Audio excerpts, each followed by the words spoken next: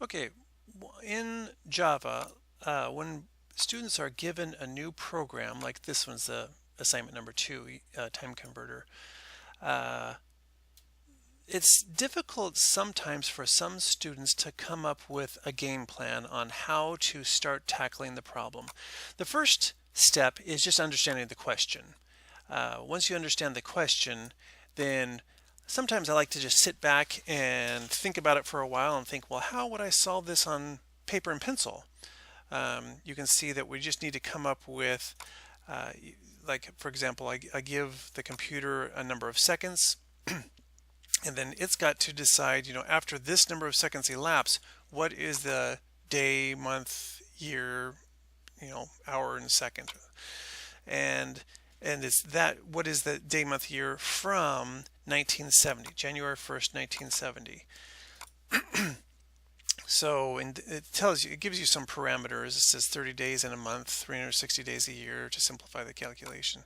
So what they want to know is how many seconds basically from this date in time has elapsed, and then what year and whatnot will it be.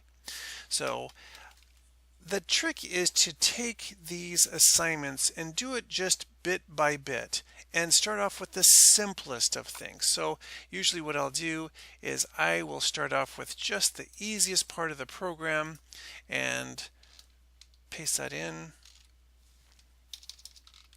And I start off with just something like this. And as soon as I do, I compile it. It's going to tell me do you want to save it? So let me actually make it. I like to save mine in different formats like that. So I'm going to actually save it inside the time converter, make another folder inside here, and just call it a test folder, and then click there, and then save it. So I don't overwrite my actual one. So I compile it. Oh, it says that I've got something wrong. That's because I need another set of curly brackets. Compile it, so that I know that at least I'm doing this much right. And I do the entire program this way. I do one step and then see if I compile it, run it, see if it works. So the next thing I need to do is I need to have a scanner put in here. So I'm going to type in the scanner, and then I'm going to compile it, make sure all that is working. Yep, compilation completed, and you run it. It doesn't do anything because I haven't asked it to do anything. And then I might say, well, the first thing I need to do is if I look over here, the first thing it does is says second since Unix epoch, or epoch.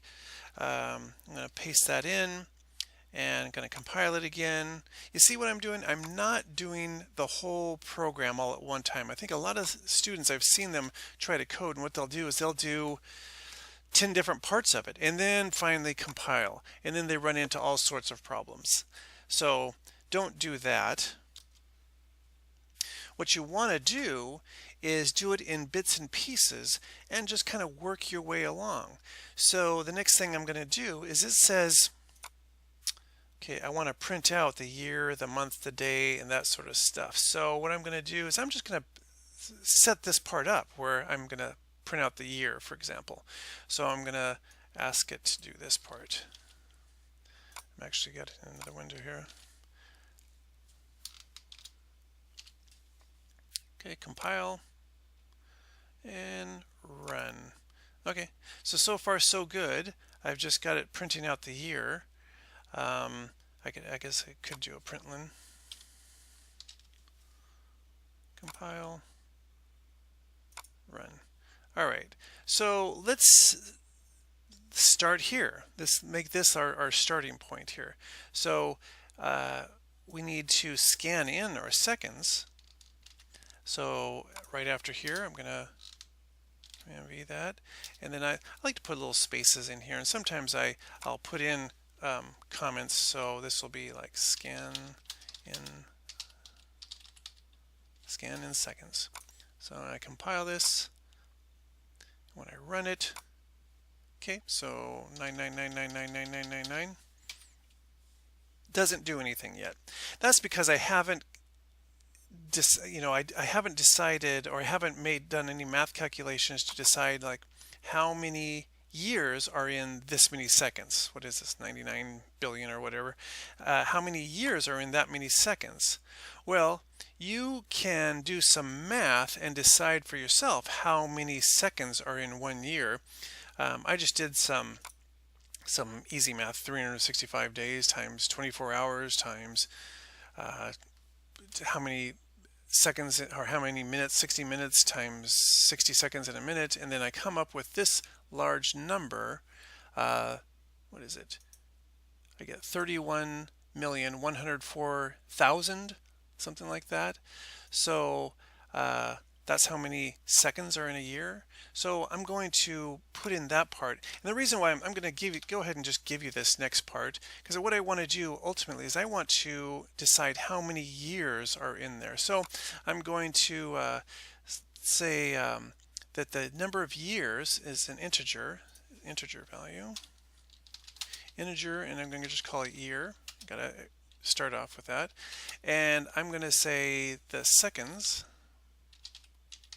divided by 31104. Now, to figure this all out, it's kind of important to start with, just the basics. Don't try to get too tricky. I'm going to compile it, make sure I haven't made any errors, and you run it, and it's just still not going to do anything. So if I go down here though, and I can type in plus the year, I'll compile that and run it.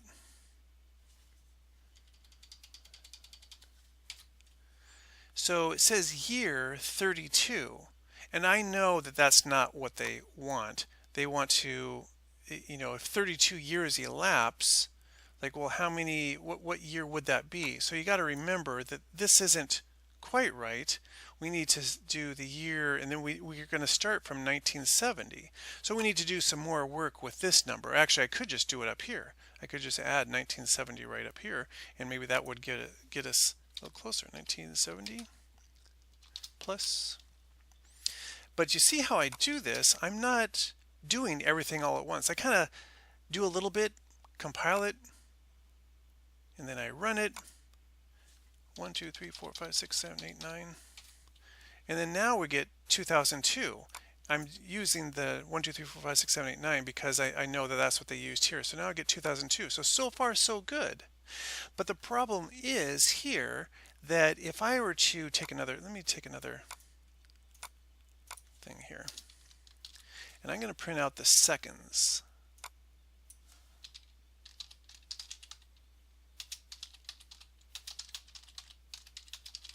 Seconds you'll have to deal with. Oops. That was seconds. Compile. Everything's good. 1, 2, 3, 4, 5, 6, 7, 8, 9. Okay, so I got the year right, and now it still says though the seconds left to deal with is this 99999 number. Well, that's not how, I have to subtract out the 32 years that I've already used to get up to this point. So I'm not really dealing with this number of years anymore. So now I've got to change my seconds into the number of seconds that I have left. I mean, you're not going to, the next thing I want to calculate, is months. Well, I can't divide this number by the number of months because that's going to be a huge number. I know this number this number of seconds has to be a lot smaller because I've already taken out the number of years that have elapsed.